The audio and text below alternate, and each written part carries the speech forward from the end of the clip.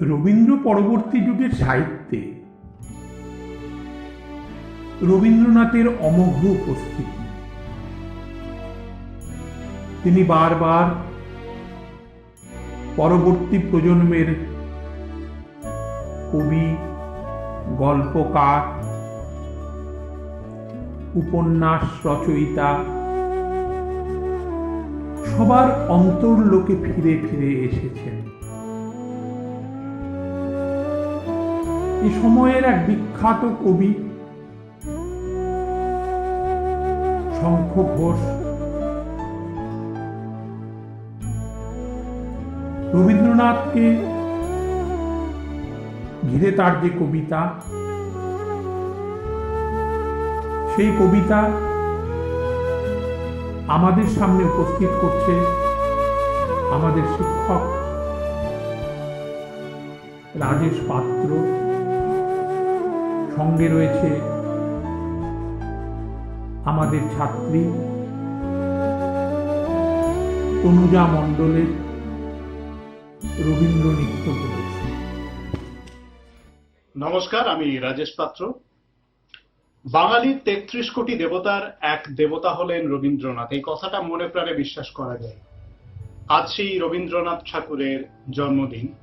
তার জন্মদিনে তার প্রতি শ্রদ্ধার্ঘ্য জানিয়ে আমার নিবেদন কবি শঙ্খ ঘোষের মিথ্যে কথা। লোকে আমায় ভালোই বলে, দিব্যি চলন সই, দোষের মধ্যে একটু নাকি মিথ্যে কথা কই। ঘাটশিলাতে যাবার সময় ট্রেন ছুটেছে যখন, মায়ের কাছে বাবার কাছে করছি বকম বকম। হঠাৎ দেখি মাঠের মধ্যে চলন্ত সব গাছে এক এক রকম ভঙ্গি ফোটে, এক এক রকম নাচে। ও মা, দেখো নৃত্য নাট্য। যেই বলেছি আমি, মা বকে দেয়, বড্ড তোমার বেড়েছে ফাজলামি। চিড়িয়াখানার নাম জানো তো আমার সেজমেশর? আদর করে দেখিয়েছিলেন পশুরাজের কেশর। কদিন পরে চুন খসানো দেওয়াল জুড়ে কি ঠিক অবিকল সেই রকমই মূর্তি যেন দেখি। ক্লাসের মধ্যে যেই বলেছি সুরঞ্জনার কাছে, জানিস আমার ঘরের মধ্যে সিংহ বাঁধা আছে, শুনতে পেয়ে দিদিমণি অমনি বলেন, শোনো, এসব কথা আবার যেন না শুনি কখনো। বলি না তাই সেসব কথা, সামলে থাকি খুব। কিন্তু সেদিন হয়েছে কি, এমনি বেয়াকুব, আকাশ পারে আবারও চোখ গিয়েছে আটকে। শরৎ মেঘে দেখতে পেলাম রবীন্দ্রনাথকে।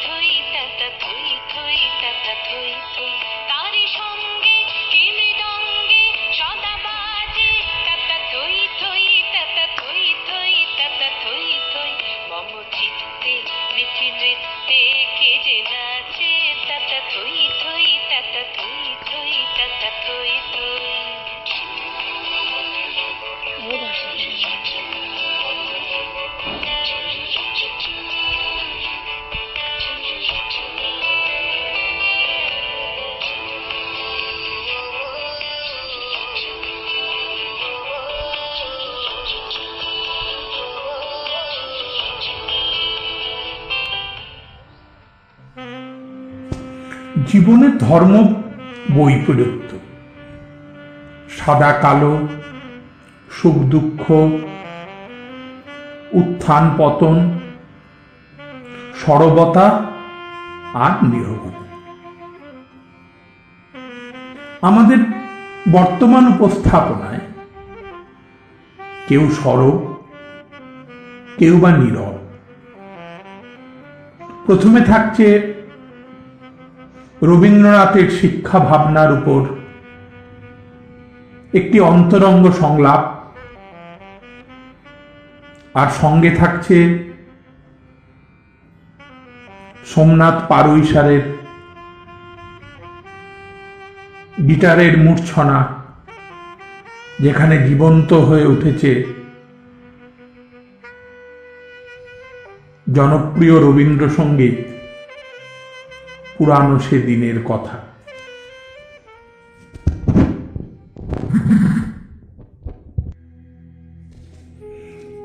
বিশ্বকবি রবীন্দ্রনাথ, গান লেখার রবি ঠাকুর, নাট্যকার রবীন্দ্রনাথ, চিত্রকর রবীন্দ্রনাথ। একটা মানুষের এত রকম পরিচিতি আমাদের জীবন যাপনে প্রথম থেকে শেষ পর্যন্ত রবীন্দ্রনাথের উজ্জ্বল উপস্থিতি। কিন্তু বিদ্যায়তন, সেখানেও রবীন্দ্রনাথ। এডুকেশন, তাকে নিজের মতো বুঝে নেওয়া, এতদিনের চলতি হাওয়াকে প্রত্যাখ্যান করে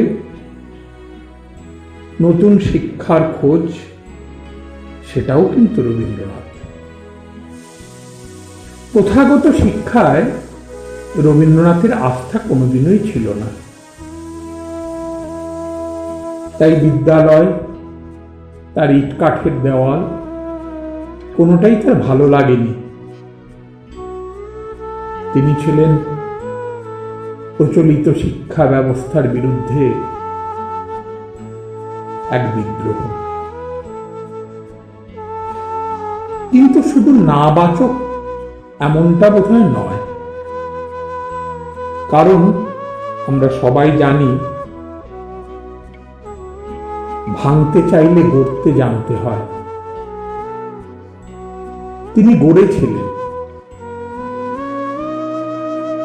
শান্তিনিকেতন,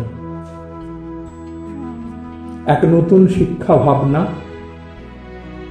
যেখানে শিক্ষা চার দেওয়ালের মধ্যে বন্দী থাকবে না। গাছের তলায়, ঘাসের শিশিরে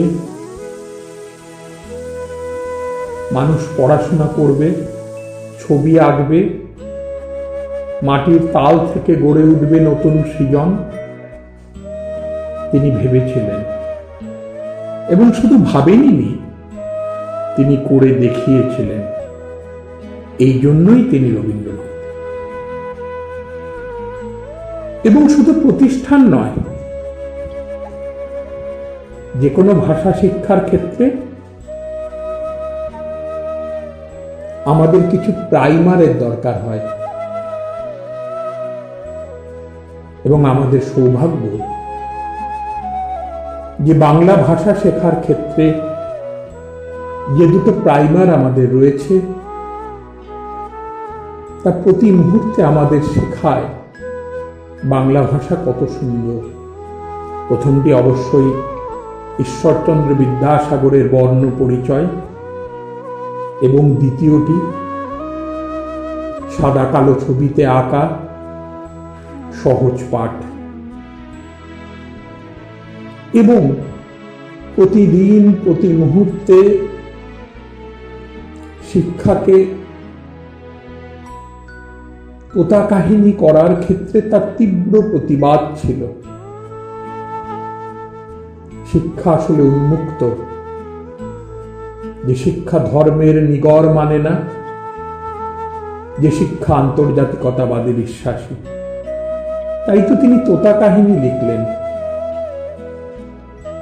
ধর্মনিরপেক্ষতার পক্ষে সওয়াল করলেন। তার জাতীয়তাবাদ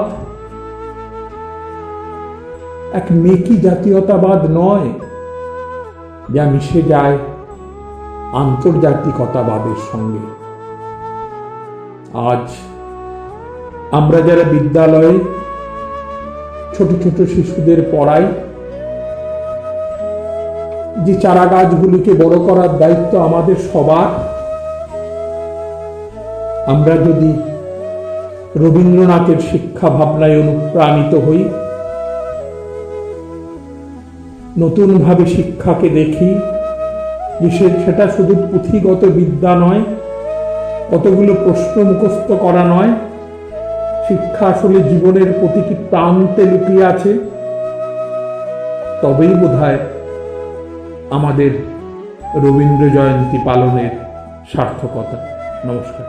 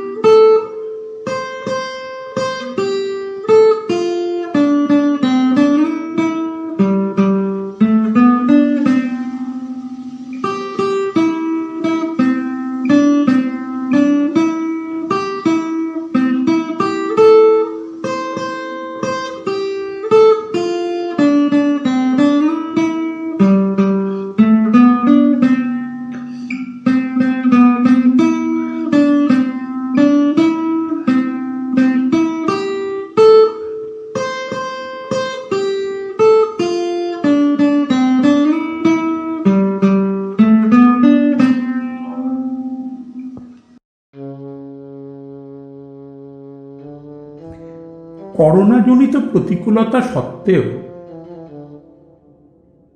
আমরা যে এরকম একটা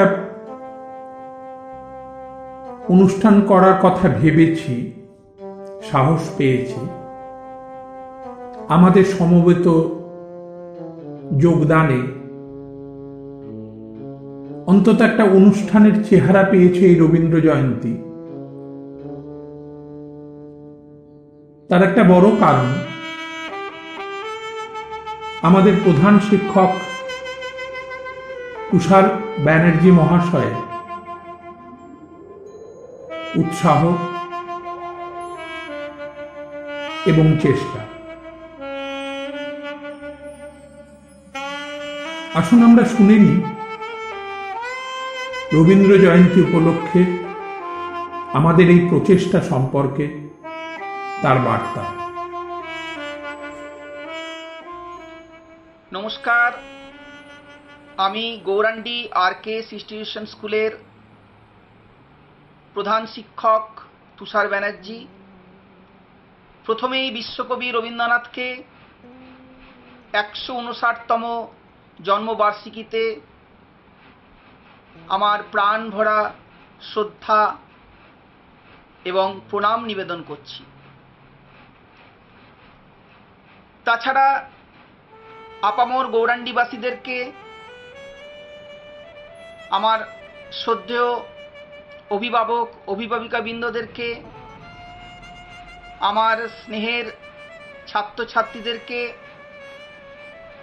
এবং গৌরাণ্ডী স্কুলের শ্রদ্ধেয় শিক্ষক শিক্ষিকা এবং শিক্ষাকর্মীবৃন্দদেরকে আমি রবীন্দ্র জয়ন্তী উপলক্ষে শুভেচ্ছা জানাচ্ছি। আমরা এক কঠিন পরিস্থিতির মধ্য দিয়ে চলেছি। যেভাবে করোনা গোটা পৃথিবীতে থাবা বসিয়েছে, আমাদের ভারতবর্ষ কিন্তু তার বাইরে নয়। কিন্তু কবিগুরু রবীন্দ্রনাথকে ভুলে গেলে তো চলবে না। তাই আমরা চেষ্টা করছি যে আজকে এইভাবেই গণমাধ্যমকে ব্যবহার করে আমাদের স্কুলের ছাত্রছাত্রীদেরকে নিয়ে, আমাদের শ্রদ্ধেয় শিক্ষক এবং শিক্ষাকর্মীবৃন্দদেরকে নিয়ে রবীন্দ্র জয়ন্তী উপলক্ষে ওনাকে শ্রদ্ধার্ঘ্য নিবেদন জানাচ্ছি। এমন কোনো বাঙালি নেই যিনি রবীন্দ্রনাথকে চেনেন না। রবীন্দ্রনাথ শুধু বাঙালির কবি নয়, রবীন্দ্রনাথ শুধু ভারতীয়দের কবি নয়, রবীন্দ্রনাথ বিশ্বকবি, বিত্তায়িত বিশ্বকবি রবীন্দ্রনাথ। তিনি এত গল্প, এত কবিতা, এত কিছু লিখে গেছেন যা আগামী কয়েকশো বছর আমরা তার লেখা কবিতা, গদ্য, পদ্য, নাটক, গান এই নিয়ে আমরা চর্চায় মেতে থাকতে পারি। রবীন্দ্রনাথ, রবীন্দ্রসঙ্গীত এমন এক সঙ্গীত যেটি আমরা সুখের দিনেও বাজাই, আবার আমরা দুঃখের দিনেও বাজাতে পারি। কিন্তু আজ দুঃখ করলে চলবে না। আজ পুরোটাই আমাদের আনন্দের দিন। আমরা শুধু রবীন্দ্রনাথকে নিয়ে আনন্দ করব। রবীন্দ্রনাথের কথা শুরু করলে শেষ করা খুব কঠিন হয়ে দাঁড়ায়, কারণ সময়ের মধ্যে তো রবীন্দ্রনাথকে বাঁধা যায় না। কিন্তু কিছু কথা না বললেই চলে। তিনি যে ছোট গল্পকার ছিলেন তা নয়, তিনি একদিকে ঔপন্যাসিক ছিলেন, একদিকে তিনি নাটকও লিখেছেন, একদিকে তিনি গানও রচনা করেছেন, আবার একদিকে তিনি ছবিও এঁকেছেন। তার আঁকা প্রায় 2000টি ছবি আমরা বিভিন্ন মাধ্যমে দেখতে পাই। অপূর্ব তার প্রতিভা।